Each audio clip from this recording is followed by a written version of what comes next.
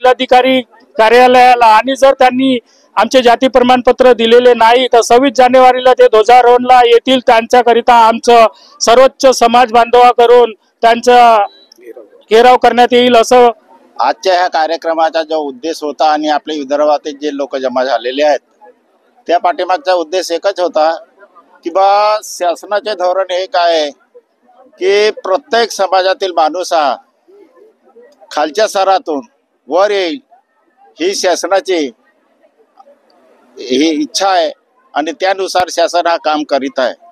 परंतु आज शासन आम्हाला असं वाटत आहे की शासन शुद्ध असं स्पष्ट खोटं बोलत आहे आणि त्याला समाज सुद्धा कळत नाही आज की आज आमची स्थिती ही आहे की बा आम्हाला जातीचे प्रमाणपत्र मिळत नाही। ही लढाई आम्ही 2001 पासून सुरू केली तर आज 2024 होत आहेत, 2025 होत आहेत। शासनाला वेळोवेळी निवेदन दिले, शासनाची कान उघडणी केली, आपल्या समाजाच्या निवेदनाच्या माध्यमातून, त्याच्यानंतर MLAंच्या माध्यमातून LQ सुद्धा झाले, परंतु आज शासन जागा झालेला नाही आणि म्हणून आज आम्हाला रस्त्यावर उतरण्याची ही वेळ आलेली आहे आणि त्यानुसार आम्ही नागपूरला विधानसभेवर सुद्धा मोर्चा नेलेला होता।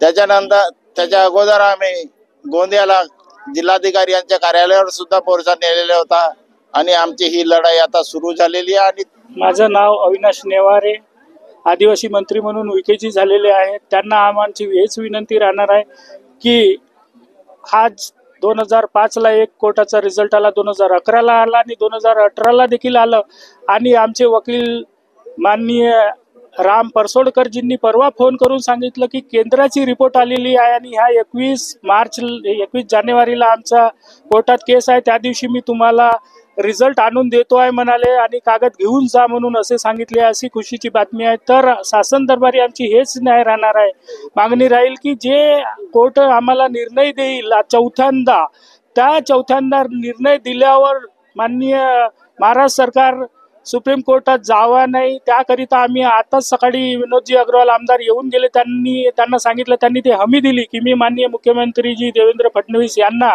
बोलून मी पुढे न जाण्याकरिता विनंती करीन, आदिवासी मंत्रीलाही बोलणार, तसेच माननीय संजयजी पुराम आमदार त्यांनी देखील आम्हाला, आम्ही हे निवेदन द्यायला गेलतो मेळाव्याचे, त्यांनी हमी दिली का मी स्वतः आदिवासी मंत्री विकेजीकडे येणार म्हणून।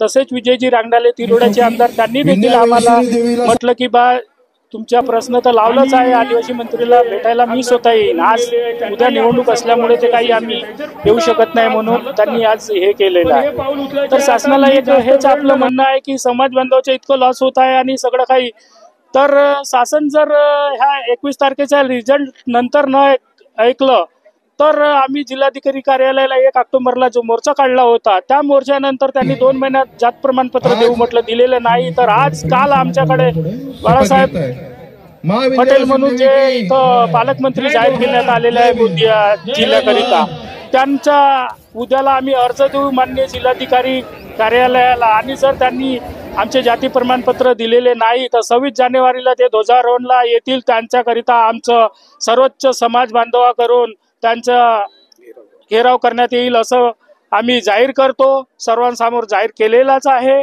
तर सर्वच समाज बांधव 26 जानेवारीला सन्माननीय पालकमंत्रीजी ते आम्हाला जाती प्रमाणपत्रांना वैधता मिळण्याकरिता सहकार्य करतील एवढीच आमची विनंती आहे। जर न केल्यास आम्ही त्यांचा घेराव करू असे सर्व समाजांचं जाहीर करण्यात येत आहे। सन्माननीय जे अध्यक्ष आहेत बाबूरावजी तसेच अविनाशजी नेवारे सचिव यांनी जे सांगितलं सगळे विस्तारित सांगितलंच आहे की इतक्या वर्षापासून आम्हाला न्याय मिळत नाही।